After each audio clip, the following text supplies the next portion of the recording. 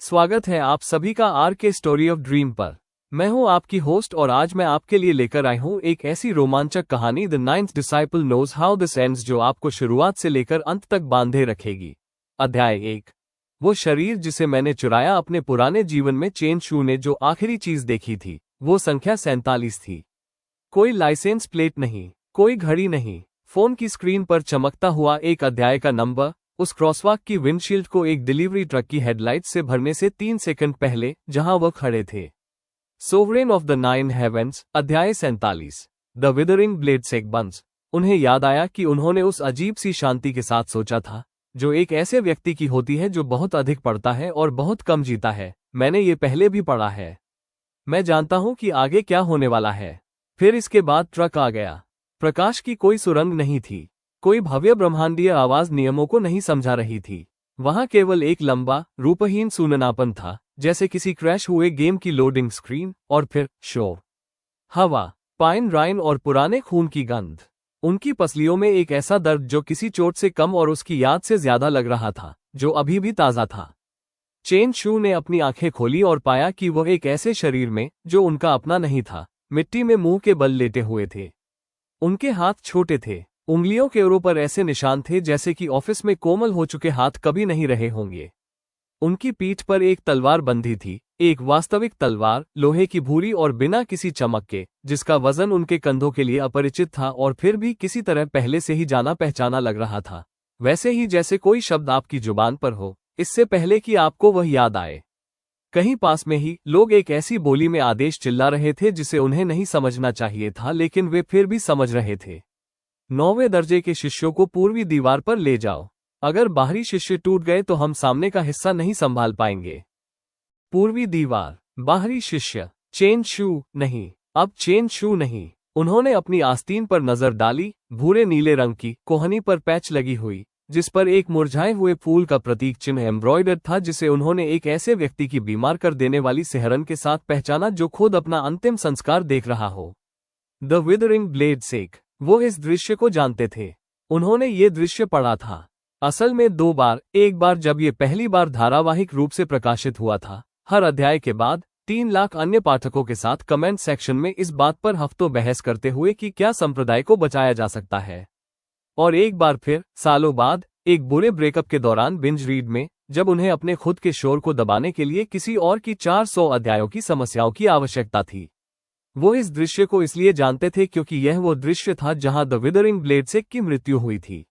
रूपक के तौर पर नहीं, पतन में गिरना नहीं, मृत्यु 9 सरपेंट्स के संप्रदाय द्वारा एक ही रात में नींव तक जलकर खाक हो जाना। एक ऐसी लड़ाई में जो इतनी एकतरफ थी कि लेखक ने इसे 2000 शब्दों से भी कम में वर्णित किया था, क्योंकि यह वास्तव में कोई लड़ाई नहीं थी।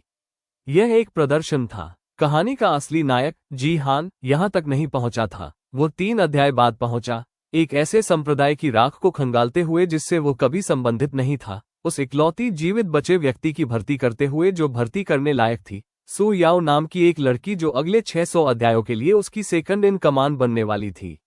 द विदरिंग ब्लेड सेक में बाकी सब लोग केवल सजावट थे। ईंधन, एक शरीर की गिनती जिसका उल्लेख एक बार एक ही वाक्य में किया गया था ताकि पाठक समझ सके कि खलनायक खतरनाक है। चेन शू, उन्हें एक नाम की आवश्यकता थी। उन्हें एहसास हुआ, एक वास्तविक नाम, क्योंकि जिसका भी यह शरीर था उसका स्पष्ट रूप से एक नाम था। उन्होंने अपनी हथेलियों को मिट्टी में दबाया और खुद को ऊपर उठाया।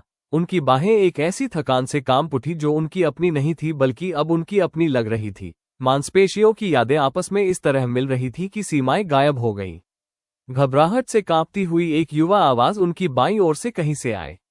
लिन फैंग, तुम जिंदा हो, उठो। वे पहले ही बाहरी दरवाजे से अंदर आ चुके हैं। लिन फैंग नाम एक भौतिक वस्तु की तरह पड़ा। वो उस नाम को भी जानते थे। उन्होंने इसे पढ़ा था। कितनी बार उनकी आंखें इसके ऊपर से फिसल गई थी। 3 शब्दांश एक ऐसे दृश्य में जिसे उस पल में भूल जाने के लिए बनाया गया था जब ये समाप्त हुआ था। लिन फैंग, द विदरिंग ब्लेड सेक का 9वें दर्जे का बाहरी शिष्य, 9 सरपेंट्स के हमले के शुरुआती पन्नों में पूर्वी दीवार की रक्षा करते हुए मारा गया, जिसकी मौत को आक्रमणकारियों की क्रूरता के एक उदाहरण के रूप में केवल गुजरते हुए नोट किया गया था। वो लिन फैंग थे। वो शरीर की गिनती थे। वो वाक्य थे। एक लंबे चक्कर आने वाले सेकंड के लिए चेन शू, लिन फैंग, एक ऐसे संप्रदाय की मिट्टी में घुटने टेक कर बैठ गए जो केवल एक उपन्यास में पृष्ठभूमि के रूप में मौजूद था जिसे वे मेट्रो में पढ़ा करते थे, और उनकी गले में हंसी जैसी कुछ चीज उमड़ पड़ी। सभी दुनिया की सभी कहानियों के सभी शरीरों में से वो उस शरीर में आ गिरे थे जो एक ऐसे पात्र का था जो ठीक एक ही उद्देश्य के लिए मौजूद था, ताकि कोई और अपनी कहानी शुरू कर सके। जिस लड़के ने उनका नाम पुकारा था, लिन फैंग का नाम, उसने उनका कंधा पकड़ा। वो छोटा था, शायद 16 साल का, उसकी कनपटी पर पहले से ही एक पट्टी खून से भीग रही थी। चेन शू ने उपन्यास से उसका चेहरा नहीं पहचाना, जिसका कोई मतलब नहीं था। द विदरिंग ब्लेड सेक के विशाल बहुमत के पास कभी चेहरे नहीं थे, केवल शरीर की गिनती थी। वेई चेन, चेन शू ने कहा, और यह नाम अचेतन विचार से नीचे कहीं से आया, लिन फैंग की उस परत से जो अभी भी वही थी, अभी भी रिफ्लेक्स और शब्दावली और 100 छोटी यादों का स्वाद प्रदान कर रही थी जो उनकी अपनी नहीं थी और अब उनकी अपनी थी। कनिष्ठ शिष्य, स्पारिंग पार्टनर, कोई जिसे लिन फैंग 6 साल से जानता था और जिसे चेन शू ठीक 4 सेकंड से जानता था। गेट से पहले ही कितने लोग अंदर आ चुके हैं? मुझे नहीं पता, 30 शायद और ज्यादा, और उनकी कल्टीवेशन, वेई चेन की आवाज काम पर थी। एल्डर सॉन्ग मर चुका है। मैंने इसे देखा, एक ही प्रहार में, एल्डर सॉन्ग। चेन शू को वह नाम भी याद आ गया, अब जब उसे जोर से बोल दिया गया था। एक पैराग्राफ, शायद 2, जिसमें एक बूढ़े आदमी का वर्णन किया गया था जो अपने आधे उम्र के शिष्यों को भागने के लिए समय खरीदने में मारा गया था, जिसकी मृत्यु को कथा द्वारा एक बंद होने वाले दरवाजे के समान भार के साथ माना गया था। यहाँ हर कोई एक वाक्य बनने वाला है, चेन शू ने सोचा, और उस विचार में कुछ ऐसा था जिसने उनके सीने में फैली दहशत, लिन फैंग की दहशत, एक 17 साल की उम्र में समाप्त होने वाले जीवन के 16 साल को किसी कड़ी चीज में ठंडा कर दिया। वो जानते थे कि यह लड़ाई कैसे होती है। वो मोटे तौर पर संप्रदाय की भूगोल को जानते थे, क्योंकि अध्याय में इसका वर्णन किया गया था। पूर्वी दीवार पहले गिरेगी, फिर शिष्यों को प्रशिक्षण के मैदानों की ओर पीछे धकेल दिया जाएगा जहां उनमें से अधिकांश निकायों की भीड़ में मारे जाएंगे जो पीछे हटने के लिए बहुत असंगठित और लड़ने के लिए बहुत असमान थे। संप्रदाय का नेता मुख्य हॉल में अकेला मारा जाएगा। हर किसी को एक ऐसे पलायन मार्ग के लिए समय खरीदने के बाद भेजा होगा जो कहीं नहीं जाता था, क्योंकि 9 सरपेंट्स ने 3 दिन पहले ही पहाड़ के दर्रे को सील कर दिया था। एक विवरण जिसे खलनायक ने लगभग एक तरफ के रूप में उल्लेख किया था, एक बात के अध्याय में जीहान के मेंटर को मारने से पहले शेखी बघारते हुए। वो ये सब जानते थे। वो इसे उस तरह जानते थे जैसे आप किसी ऐसी फिल्म का अंत जानते हैं जिसे आपने एक बार देखा था, साल पहले, आधा याद किया हुआ लेकिन दृश्य आने पर अचूक। और इसे जानते हुए, लिन फैंग के उधार लिए हुए, दर्द भरे शरीर में बैठे हुए, वेई चेन के हाथ को अभी भी अपने कंधे पर पकड़े हुए, चेन शू ने अचानक, ठंडी स्पष्टता के साथ 2 बातें समझी। पहला, अगर उन्होंने कुछ नहीं किया, अगर उन्होंने लिन फैंग की कहानी को बिल्कुल वैसे ही खेलने दिया जैसा लिखा गया था, तो वह 1 घंटे के भीतर मर जाते, प्रशिक्षण के मैदानों में भीड़ में, उस पैराग्राफ में एक और अज्ञात हताहत जो पहले से ही उनकी स्मृति में अचल था। दूसरा, वो 1 दिन में 2 बार नहीं मरना चाहते थे। प्रशिक्षण के मैदान, चेन शू ने कहा, यहीं पर हर किसी को पीछे हटने के लिए कहा जा रहा है ना? वेई चेन ने उनकी ओर पलकें झपकाईं। कैसे? हाँ, डीकन जोऊ ने 10 मिनट पहले आदेश दिया था, मत जाओ। क्या? प्रशिक्षण के मैदानों की ओर पीछे मत जाओ। यह एक हत्या का डिब्बा है, पश्चिम से एक तरफ रास्ता, बाकी 3 तरफ चट्टान की दीवार, और अगर दीवार पहले ही टूट चुकी है तो 9 सरपेंट्स हर किसी को उसी अंतराल से अंदर भेजेंगे और हमें ऐसे चुनेंगे जैसे हम बाड़े में बंद हों।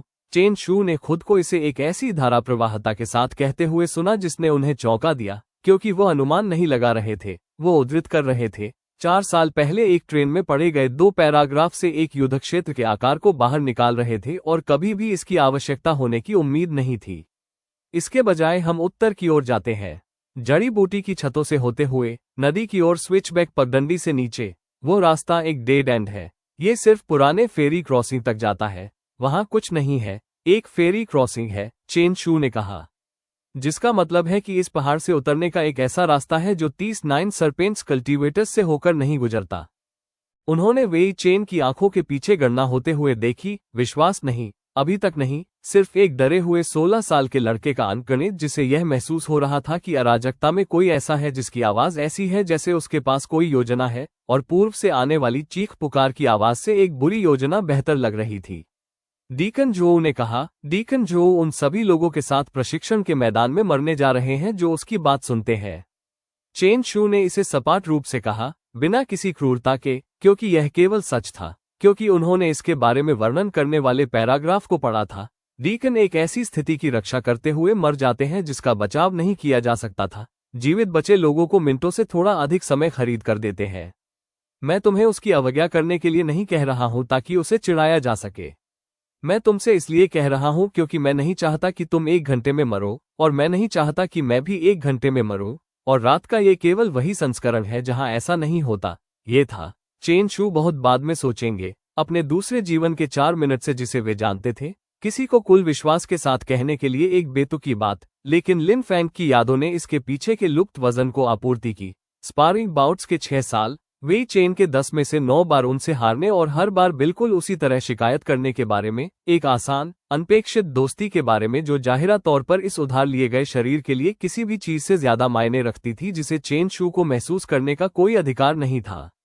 वेई चेन ने एक लंबे पल के लिए उनके चेहरे की तलाशी ली। स्टील और मरने की आवाजें हर सेकंड के साथ करीब आ रही थीं, और फिर एक दोस्त पर आदेश चुनने वाले किसी व्यक्ति की छोटी, डरी हुई हामी भरी।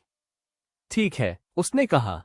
ठीक है, उत्तर। लेकिन अगर तुम गलत हुए, अगर मैं गलत हुआ तो हम बिल्कुल वैसे ही मरेंगे जैसे हम प्रशिक्षण के मैदान में गए थे, चेन शू ने कहा, पहले से ही आगे बढ़ रहे थे। वे चेन को जड़ी बूटी की छतों की ओर आस्तीन से खींच रहे थे, सिवाय इसके कि कम से कम हमने कुछ अलग करने की कोशिश की होगी। वे लंबे समय तक अकेले नहीं रहे। चेन शू, उन्हें खुद को चेन शू मानना बंद करने की आवश्यकता थी। उन्होंने समझा, यदि वे लिन फैंग होना जीवित रखना चाहते थे, तो जीवन भर की आदत सिर्फ इसलिए नहीं भूली क्योंकि जीवन समाप्त हो गया था। संप्रदाय के मैदानों की धुएं से भरी अराजकता के माध्यम से एक अजीब दोगुनी दृष्टि के साथ चले। उनकी आंखें शिष्यों को दौड़ते हुए देख रही थीं, आग को लकड़ी के प्रशिक्षण हॉल के माध्यम से खाते हुए देख रही थीं। दक्षिण में आकाश के पार उच्च स्तरीय तलवार ऊर्जा के विशेष नीले सफेद झिलमिलाहट को देख रहे थे जहां वे बिना जांच किए जानते थे एल्डरसॉन का शरीर पहले ही गिर चुका था। लेकिन उनका कोई अन्य हिस्सा, वो हिस्सा जो अभी भी इस कहानी के हर अध्याय के आकार को पकड़े हुए था जो उन्होंने कभी पढ़ा था, उन सभी को पाठ के रूप में देख रहा था, एक ऐसे दृश्य के रूप में जिसे वे हाशिए पर एनोटेट कर सकते थे। ये यहाँ होता है, ये चरित्र अब मरता है, यह वो पैराग्राफ है जहाँ संप्रदाय समाप्त होता है। उन्होंने छतों के रास्ते में 5 और शिष्यों को इकट्ठा किया, इसलिए नहीं कि उन्होंने एक नायक बनने के लिए तैयार किया, उन्होंने खुद से कहा, बल्कि इसलिए कि उनमें से हर एक व्यक्ति गलत दिशा में दौड़ रहा था, प्रशिक्षण के मैदान की ओर, उस वाक्य की ओर जो उन्हें मार देता था। और जब वे गुजरे तो एक हाथ पकड़ने और उस रास्ते पर नहीं कहने में उन्हें कुछ नहीं खर्च हुआ। आह राव नाम की एक लड़की, वेई चेन से छोटी, उसके हाथों पर खून था जो उसका अपना नहीं था। 2 भाई जिनके नाम लिन फैंग की स्मृति ने बिना किसी संकेत के आपूर्ति की, डैंग हाई और डैंग लू, दोनों लोगों के विशेष झटके के साथ पीले थे जिन्होंने इस पहाड़ पर बूढ़े होने की उम्मीद की थी। बाय लिंग नाम का एक लंबा, शांत शिष्य जिसने कुछ भी नहीं कहा, बस कदम से कदम मिलाकर चल रहा था, तलवार पहले से ही खींची हुई थी, अपने पीछे के पेड़ों की रेखा को फ्लैट तत्परता के साथ देख रहा था जैसे किसी ने पहले ही तय कर लिया था कि वो दूसरों तक पहुंचने से पहले मर जाएगी।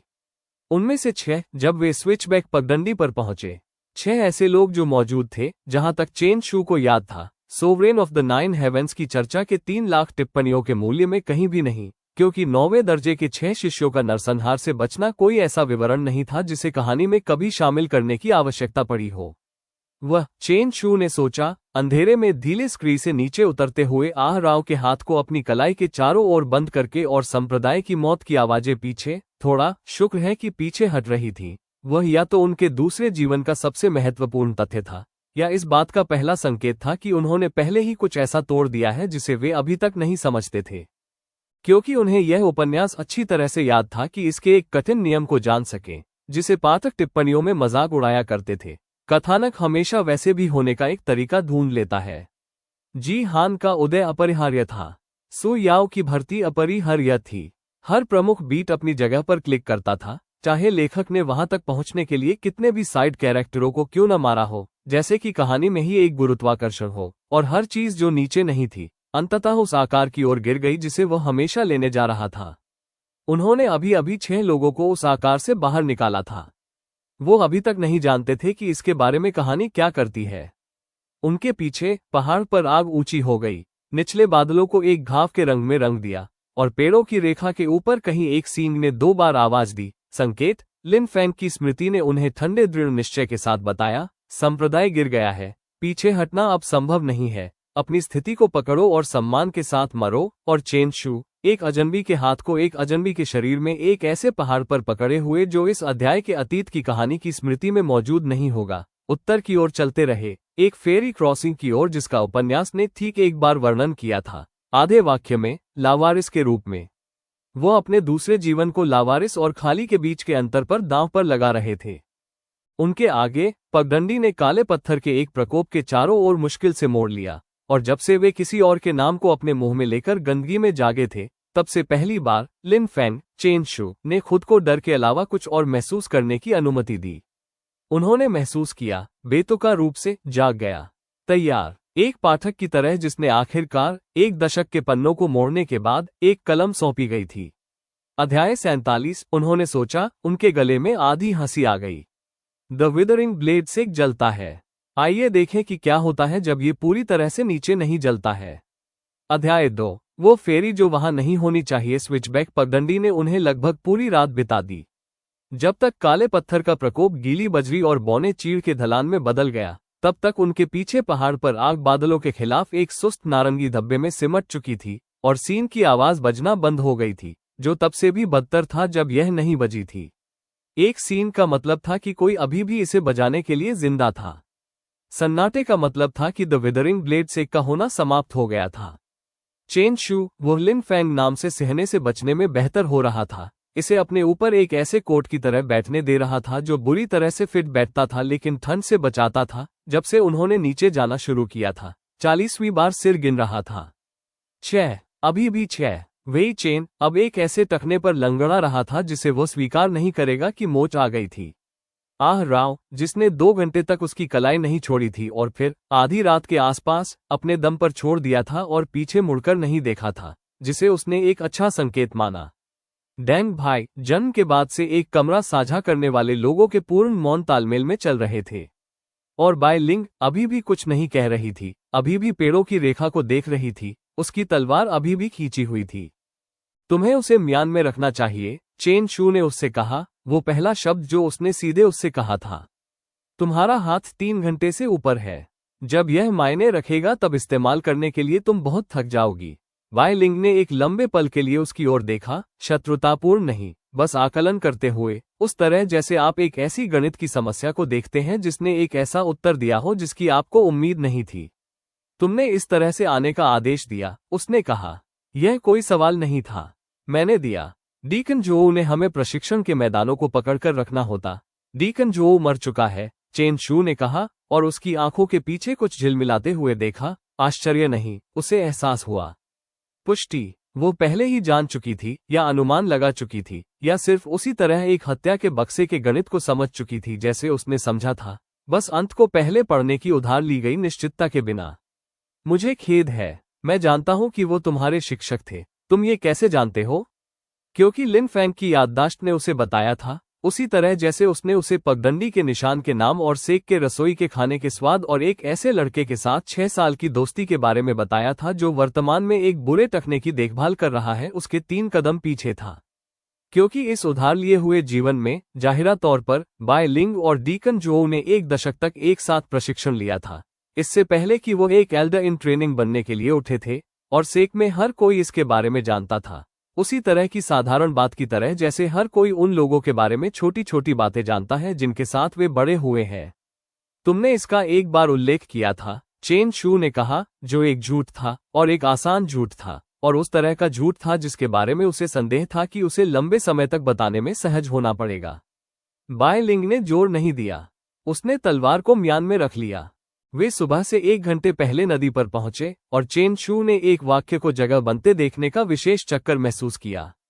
पुरानी फेरी क्रॉसिंग, जो लंबे समय से लावारिस पड़ी थी, उन कुछ लोगों के लिए बचने का कोई रास्ता नहीं देती थी जो उस दिशा में भागे थे।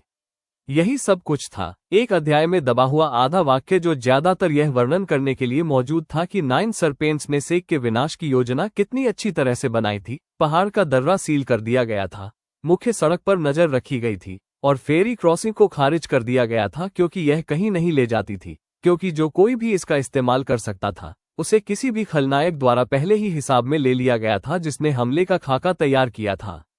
सिवाय इसके कि उपन्यास ने कभी यह नहीं कहा था कि फेरी ही गायब थी, केवल ये कि यह कोई पलायन नहीं देती थी। और एक अंतर था, चेन शू अपनी जान और 5 अन्य लोगों की जान की बाजी लगा रहे थे, एक ऐसी नाव के बीच जो मौजूद नहीं थी और एक ऐसी नाव के बीच जो बस किसी की नज़र में नहीं थी, क्योंकि कोई भी ऐसे दरवाजे पर नज़र नहीं रखता है जिसके बारे में वे पहले ही तय कर चुके हैं कि कोई भी कोशिश नहीं करेगा।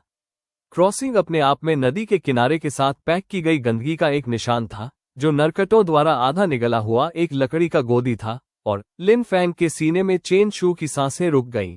एक सपाट तली वाली फेरी की नाव एक खंभे से बंधी हुई पानी पर धीरे धीरे हिल रही थी, जो सितारों में से आखिरी को प्रतिबिंबित कर रही थी। ये यहाँ है, वेई चेन ने अविश्वासी भाव से कहा, जैसे उसे उम्मीद थी कि चेन शू गलत होगा और इस बात के लिए पूरी तरह तैयार नहीं था कि इसका क्या मतलब था अगर वह गलत नहीं था। तुमने कहा था कि यह यहाँ होगा और यह यहाँ है, सभी को बोर्ड पर ले आओ, चेन शू ने कहा। पहले से ही आगे बढ़ रहे थे, पहले से ही ट्री लाइन को उसी तरह स्कैन कर रहे थे जैसे बायलिंग पूरी रात कर रही थी, क्योंकि कहानी जानने का मतलब यह नहीं था कि सब कुछ पता हो, और एक नाव जो कहीं ले जाती थी वो आभारी होने के बजाय चिंतित होने लायक एक तथ्य था। चुपचाप, अगर कोई देखभाल करने वाला है, एक देखभाल करने वाला था।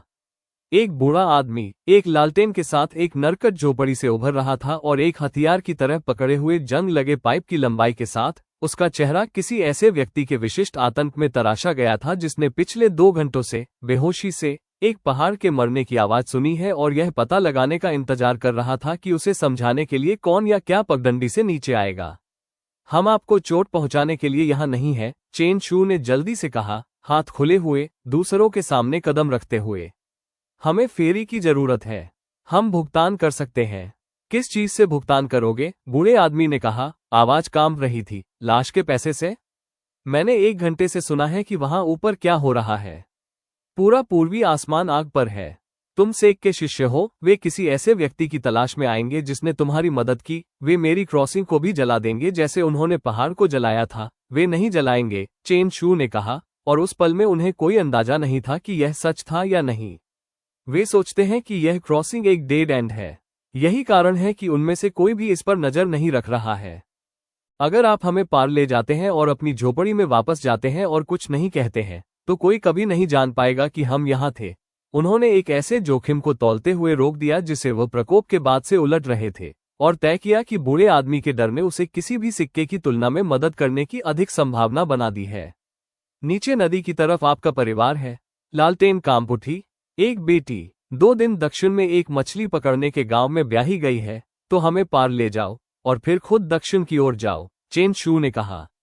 आज रात ये तय करने के लिए सुबह तक इंतजार मत करो कि यह एक अच्छा विचार है। वह नहीं जानता था कि इस क्रॉसिंग पर देखभाल करने वाले की निरंतर उपस्थिति इस फेरी के बारे में उपन्यास के आधे वाक्य से जुड़ी किसी भी चीज के लिए मायने रखती थी या नहीं। क्या फेरी बेकार होने के बारे में उपन्यास का आधा वाक्य इसे चलाने वाले व्यक्ति तक फैला हुआ था? क्या 9 सरपेंट्स कभी भी एक बूढ़े फेरी वाले से यह पूछने के बारे में सोचेंगे कि उसने क्या देखा था? लेकिन उनके कुछ ठंडे, सावधान हिस्से ने, उस हिस्से ने जो 1 दशक इस बारे में पढ़ने में बिताया था कि पृष्ठभूमि के पात्रों के लिए चीजें कितनी बुरी हो सकती है, जगह में एक गवाह छोड़कर यह पता नहीं लगाना चाहता था। बूढ़े आदमी ने उनमें से 6 को देखा, खून से लथपथ, थके हुए। उनमें से सबसे छोटा अभी 17 साल का भी नहीं था। एक लंबे पल के लिए, और उसके चेहरे पर कुछ डर से बदलकर एक अलग, पुराने तरह के गुस्से में बदल गया। नाव में बैठो, उसने कहा। पार करने में 20 मिनट लगे जो 20 साल जैसे महसूस हुए। कोई नहीं बोला। राव सीधे बैठकर सो गई। उसका सिर वेई चेन के कंधे पर था, और चेन शू ने दूर के किनारे के बजाय पानी को देखना शुरू कर दिया, क्योंकि इस पूरी रात में पानी ही एकमात्र ऐसी चीज थी जो उनसे कुछ नहीं मांग रही थी। उन्होंने गंदगी में जागने के बाद से पहली बार ठीक से सोचने के लिए 20 मिनट का उपयोग किया। सोवरेन ऑफ द 9 हेवेंस कोई छोटी नाव नहीं थी। उनके पुराने जीवन में ये 4000 अध्यायों से थोड़ा अधिक था, इससे पहले कि लेखक ने आखिरकार मुख्य कथानक को लपेटा और एक सीक्वल में चले गए जिसे चेन शू ने कभी पढ़ने का समय नहीं निकाला था।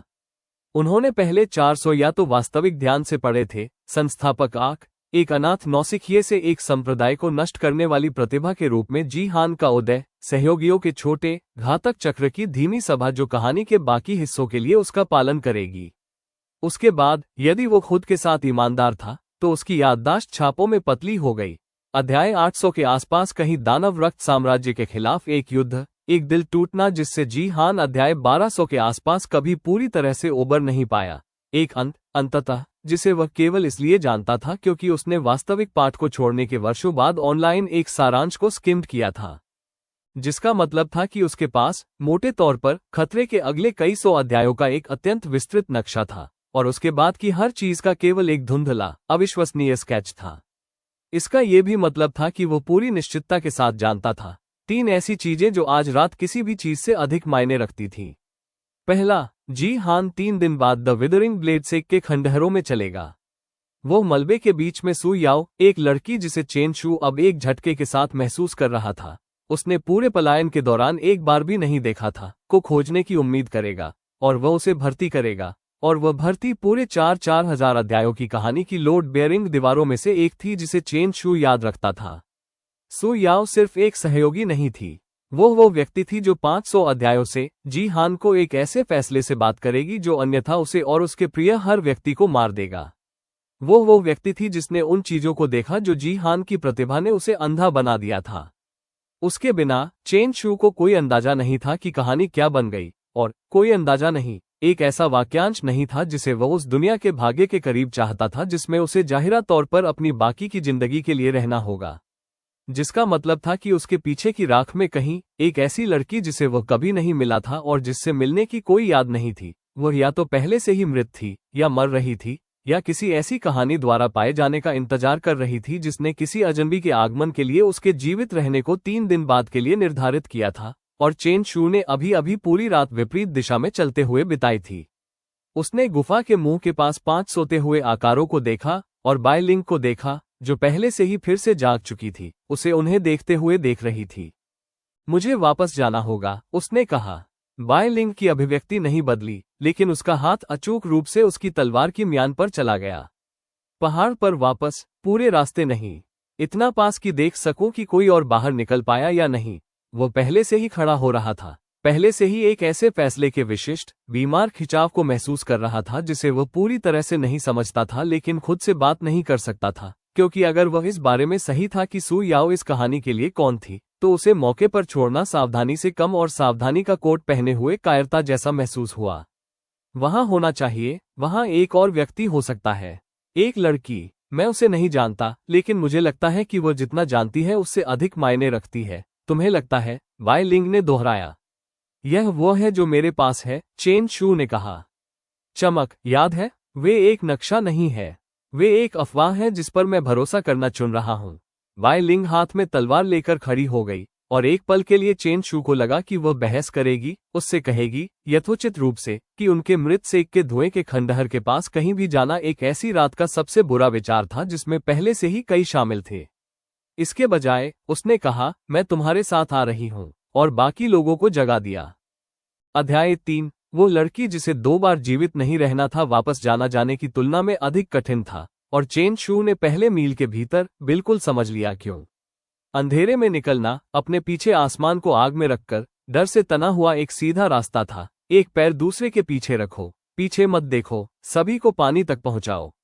वापस जाने का मतलब था दिन के उजाले में जानबूझकर डर की ओर चलना, धुएं के साथ एक भूसी में पतला हो गया जिसने खंडहर पहाड़ को एक युद्ध क्षेत्र की तरह कम और पहले से ही दुखी, पहले से ही समाप्त, एक घाव की तरह शांत दिखाई दिया। वेई चेन का टखना रात भर में सूजकर ऐसा हो गया था जिससे वो हर तीसरे कदम पर फुफकारने लगा था, और चेन शू ने उसे एवरेस्ट के पास डैंग भाइयों और आह राव के साथ रुकने के लिए मजबूर कर दिया था, सेक की बाहरी दीवार से आधा मील पीछे, इस सख्त निर्देश के साथ कि अगर चेन शू या बाय लिंग के अलावा कोई भी उस पगडंडी से नीचे आता है तो फेरी क्रॉसिंग की तरफ भाग जाना। किसी ने बहस नहीं की। इससे अधिक, किसी भी चीज से अधिक, उसे ये बताया कि रात वास्तव में कितनी बुरी रही थी, कि 4 थके हुए किशोर जो पूरी जिंदगी एक दूसरे को जानते थे, बस किसी ऐसे व्यक्ति के आदेश का पालन करेंगे जो कार्यात्मक रूप से 12 घंटे पहले उनमें से सभी के लिए एक अजनबी था। बाय लिंग रास्ते के बाकी हिस्से में उससे आधा कदम आगे चली, तलवार फिर से खींची हुई थी, और इस बार चेन शू ने उसे म्यान में रखने के लिए नहीं कहा। सेक का गेट, जब वे उस तक पहुंचे तो अब गेट नहीं रहा था। यह एक दीवार में खड़े राख का एक काला फ्रेम था जो आंशिक रूप से ढह गया था, और इसके अलावा प्रशिक्षण के मैदान जिन्हें चेन शू ने कल रात किसी को भी नेतृत्व करने से इनकार कर दिया था, बिल्कुल वैसे ही पड़े थे जैसा वह जानता था कि वे होंगे। एक हत्या का डिब्बा, एक ऐसी जगह की विशिष्ट भयानक शांति से भरा हुआ जहां हत्या पहले से ही समाप्त हो चुकी थी। उसने खुद को देखने के लिए मजबूर किया। उसने सोचा कि उसने इतना तो हक अदा किया है, एक ऐसे फैसले के लिए जिसने 6 जिंदगियों को बर्बाद करके उसने खुद को एक बार गंभीर रूप से गिनने के लिए मजबूर किया और फिर खुद को गिनना बंद करने के लिए मजबूर किया। 6 से काफी अधिक लोगों को बचा लिया था। इस तरह बाई लिंग ने कहा, नीचा पहले से ही आवासीय क्वार्टर की ओर बढ़ रही थी, जहां धुआं पतला था और आग ने लकड़ी के बजाय पत्थर के खिलाफ तेजी से खुद को जला दिया था। अगर कोई मैदान से दूर बच गया तो वे यहां जमीन पर चले गए होंगे। पुराने तहखाने, भंडारण सुरंगें, तुम इस जगह को मुझसे बेहतर जानती हो, चेन शू ने स्वीकार किया, जो एक ऐसे तरीके से सच था जिसका लिन फैंग की उधार ली गई स्मृति से कोई लेना देना नहीं था और इस तथ्य से सब कुछ लेना देना था कि इस सेक का उनका अपना ज्ञान कभी भी एक भी बर्खास्त पैराग्राफ से आगे नहीं बढ़ा था। मैं यहीं बड़ी हुई हूं, बाई लिंग ने कहा, और विस्तार से नहीं बताया, और चेन शू ने नहीं पूछा। उन्होंने दृष्टि से पहले आवाज से पहले जीवित बचे व्यक्ति को पाया, एक ढह चुके भंडारण हॉल के नीचे से एक नीली गीली खांसी, और बाई लिंग के पास चेन शू के शोर को पंजीकृत करने से पहले एक समर्थन बीम पर उसके हाथ थे, इसे एक ताकत के साथ एक तरफ खींच रहे थे जिसने उसे चौंका दिया जब तक कि लिन फैंग की याददाश्त ने उसे अप्रिय रूप से याद नहीं दिलाया कि इस दुनिया में कल्टीवेटर बस स्पष्ट रूप से उस शरीर से मजबूत थे जो उसके पास हुआ करता था, और यदि वह एक होने से बचना चाहता था तो उसे इसके बारे में आश्चर्य होना बंद करना होगा। जीवित बचा व्यक्ति एक पुराना शिष्य था, 35 के दशक के मध्य में, एक प्रशिक्षक जिसका नाम फैंग बो था, जिसे लिन फैंग की स्मृति ने एक सख्त निष्पक्ष व्यक्ति के रूप में रखा था, जिसने एक बार वेई चेन को तब तक अभ्यास करने के लिए मजबूर किया था जब तक कि उसने उल्टी नहीं कर दी।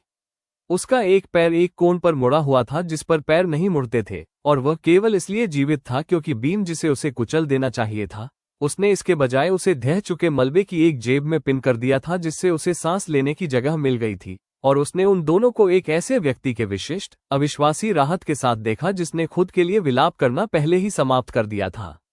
अन्य लोग भी हैं, वो हाँफ उठा एक बार जब बाई लिंग ने उन हाथों से अपने पैर की जांच की जो चेन शू ने महसूस किया उसकी सपाट अभिव्यक्ति से अधिक सौम्य थे कि वह अनुमति देगी। रसोई, छोटे लोगों में से कुछ रसोई के लिए भागे जब दीवार गिर गई। बूढ़ी आंटी मेई के पास वहां नीचे एक जड़ का तहखाना है, मैंने उन्हें बताया था। उसने फिर से खांसना, उसके मुंह के कोने पर खून। जाओ, मैं चल नहीं सकता। जाओ, मैं इंतजार करूंगा। तुम इंतजार नहीं करोगे, बाई लिंग ने कहा, उसके मुंह के खून को बांधने के लिए अपने बाहरी वस्त्र से एक पट्टी फाड़ते हुए, क्योंकि हम तुम्हें यहां नहीं छोड़ रहे हैं।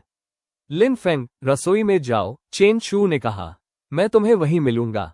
उसने ये देखने के लिए इंतजार नहीं किया कि उसने बहस की या नहीं।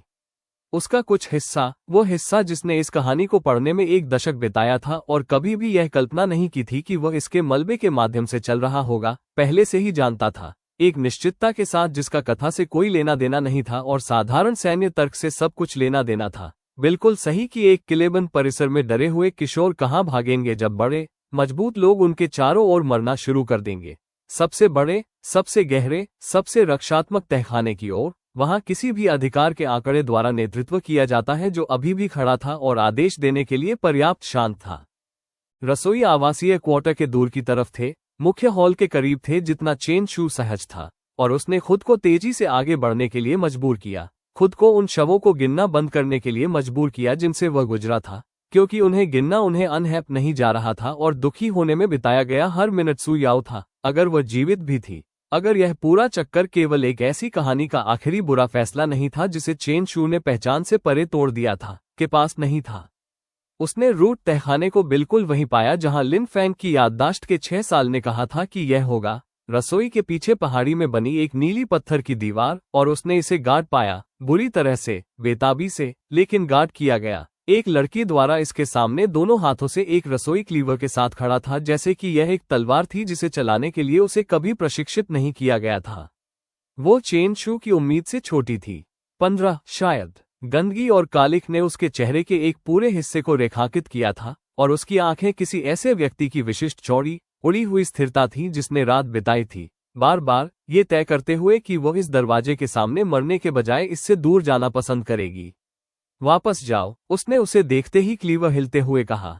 वहां बच्चे हैं, मुझे परवाह नहीं है कि तुम कौन, सू याओ, चेन शू ने कहा, और एक अजनबी के मुंह में उसके अपने नाम पर उसे सिहरते हुए देखा। मेरा नाम लिन फैंग है। मैं 9वें दर्जे का बाहरी शिष्य था, तुम्हारी तरह। मैं 9 सरपेंट्स के साथ नहीं हूं। उसने अपने हाथों को दृश्यमान रखा, अपनी आवाज को कम और समतल रखा, जिस तरह से आप इस तरह की रात के फटे हुए किनारे पर खड़े किसी भी व्यक्ति से बात करेंगे। हम में से एक समूह है। हमने कल रात पुरानी फेरी क्रॉसिंग के माध्यम से 6 लोगों को पहाड़ से बाहर निकाला। मैं किसी और के लिए वापस आया जो इसने बनाया। मुझे कैसे पता चलेगा कि यह सच है? तुम नहीं जानते, चेन शू ने ईमानदारी से कहा। लेकिन अगर मैं उस तहखाने में किसी को चोट पहुंचाना चाहता, तो मैं यहां खड़े होकर खुद को समझा नहीं रहा होता। मैं पहले ही तुमसे आगे निकल चुका होता। उसमें कुछ उतर गया। क्लीवर कम नहीं हुआ, पूरी तरह से नहीं, बल्कि उसके कंधे आधे इंच गिर गए, और चेन शू ने पहचाना, एक अजीब दोहरी दृष्टि के साथ जिसका लिन फैंग की याददाश्त से कोई लेना देना नहीं था, और एक ट्रेन में उसने जिस कहानी के 400 अध्यायों को पढ़ा था, उससे सब कुछ लेना देना था। वह सटीक गुणवत्ता जिसके चारों ओर लेखक ने अगले कई 100 अध्यायों को एक पूरे चरित्र का निर्माण करने में बिताया था। निडरता नहीं, कुछ बेहतर, किसी ऐसे व्यक्ति की विशेष जिद्दी क्षमता जो डर को उसे रोकने के लिए मजबूर करने के बाद भी आवश्यक काम करती रही। वहां कितने हैं? उसने पूछा। 9, आंटी मेई और छोटे शिष्यों में से 8। सबसे छोटा 8 साल का है। उसकी आवाज एक बार टूट गई, और उसने अपने होठों को जोर से एक साथ दबा दिया, स्पष्ट रूप से इसे वापस स्थिरता में मजबूर कर दिया। बाकी सभी जो हमारे साथ इस तरह भागे, इतनी दूर नहीं पहुंचे। मुझे खेद है, चेन शू ने कहा, और इसका मतलब था, और खुद को उस पर निवास नहीं करने दिया, क्योंकि सू याओ स्पष्ट रूप से उस पर भी निवास नहीं कर रही थी, जोर से नहीं, जहां उस दरवाजे के पीछे के बच्चे उसे सुन सकते थे। बाय लिंग नाम की एक महिला एक घायल व्यक्ति फैंग बो के साथ इस तरह आ रही है। एक बार जब वे यहां आ जाते हैं, तो हम सभी को फेरी क्रॉसिंग की ओर ले जाते हैं। बच्चों के साथ चलना धीमा है, लेकिन यह स्पष्ट है, और यह इस पहाड़ से उतरने का एकमात्र तरीका है जिसे 9 सरपेंट्स वास्तव में खोज नहीं रहे हैं।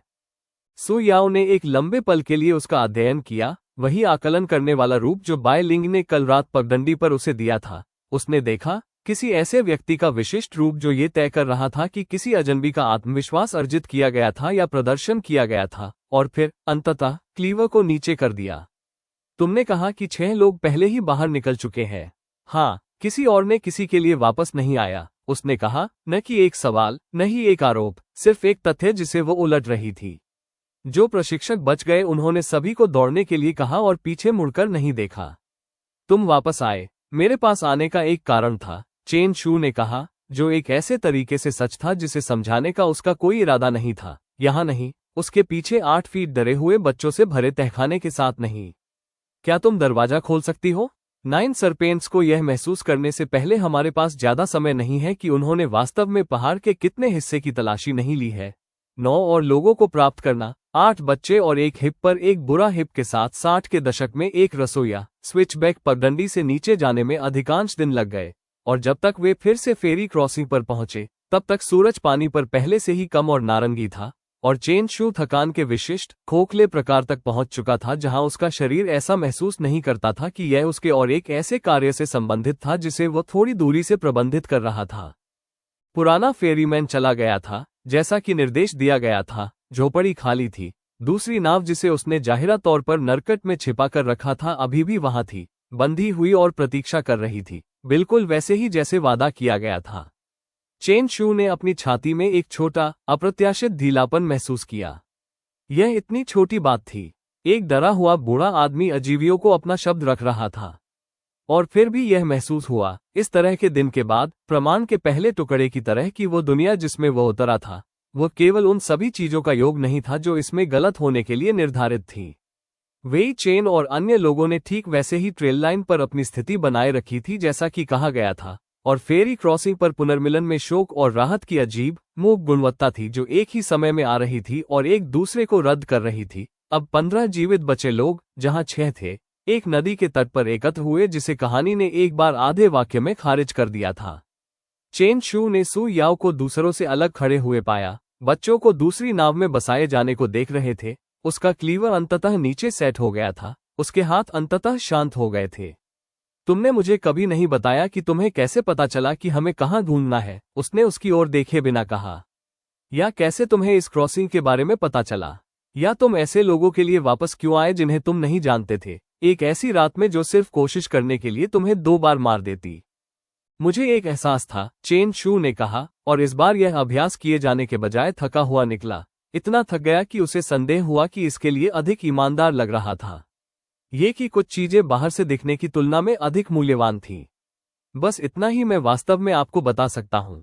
सू याओ तब उसे देखने के लिए मुड़ी, और एक पल के लिए चेन शू को किसी ऐसे व्यक्ति द्वारा पढ़े जाने की असहज भावना थी जो खुद पढ़ा जा रहा था। एक ऐसा चरित्र जो एक अजनबी का अध्ययन कर रहा था, जो जानता था, कुछ दफन और अकथनीय तरीके से, बिल्कुल वही जो वो बनने जा रहा था। जो भी वो एहसास है, उसने अंततः कहा। बाय लिंग ने उसे पिछली रात जो बताया था उसके करीब कुछ प्रतिध्वनि की, हालांकि दोनों ने अभी तक एक दूसरे से एक शब्द भी नहीं बोला था। मुझे उम्मीद है कि तुम इसे रखते रहोगे। इसने एक दिन में 15 लोगों को बचाया है जिसमें कोई नहीं बचा होना चाहिए था। उसने जवाब का इंतजार नहीं किया। वह नाव में चढ़ गई, एक 8 साल के बच्चे का हाथ पकड़ा और चुपचाप क्रॉसिंग पर उसे शांत रखने के लिए एक कहानी सुनाना शुरू कर दिया। और चेन शू एक पल के लिए बैंक पर खड़ा रहा, उसे देखता रहा, अपनी छाती में कुछ ऐसा महसूस कर रहा था जो राहत और भय दोनों के बराबर था। 3 दिन, उसने सोचा। जी हान को 3 दिन में आना था और एक सर्वाइवर को खोजना था। उसने दूसरी नाव को देखा, 15 लोगों के वजन के नीचे पानी में नीचा, जो जीवित रहने के लिए नहीं माना जाता था। आइए देखें कि इसके साथ कहानी क्या करती है। तो दोस्तों, अगर ये दास्तान आपको पसंद आए हो तो आरके स्टोरी ऑफ ड्रीम को लाइक करें, सब्सक्राइब करें और घंटी वाला बटन यानी बेल आइकॉन दबाना बिल्कुल न भूलें।